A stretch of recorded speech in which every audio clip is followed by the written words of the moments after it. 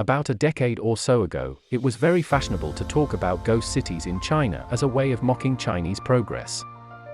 It was spurred by various Western journalists who might have stumbled across mammoth building projects, with whole city blocks of buildings under construction, nothing finished, nothing inhabited. And so they were dubbed ghost cities by the international press, who picked up such stories and ran with them, without context or regard to local centralized planning. One was Nanhui New City, not so far from where I live in Shanghai. An entire new city on the coast of Pudong, near the airport, being built en masse from 2012, there were a plethora of articles about the hubris of such projects.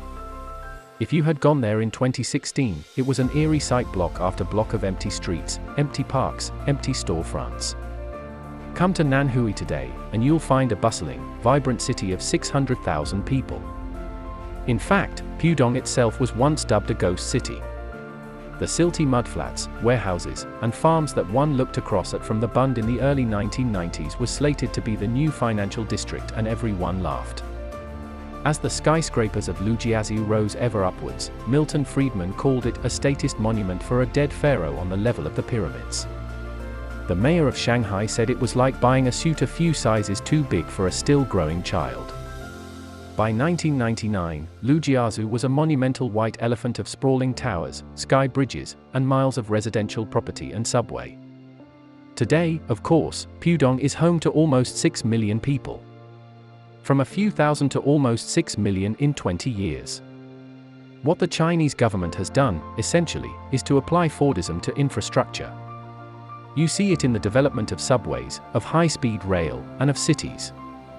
And it makes sense. Slowly applying new extensions to existing infrastructure is costly, disruptive, and puts unintended strain on existing, older infrastructure.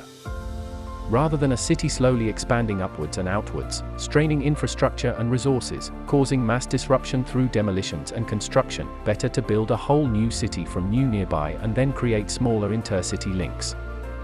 What the Western narrative of ghost cities did was to show a blatant lack of understanding of the development model in China, but also of the scale of what is required when the country is still in the process of urbanization. Consider, for example, that there are still 30–40 million people in the country living in caves, with inadequate access to sanitation, education, heating.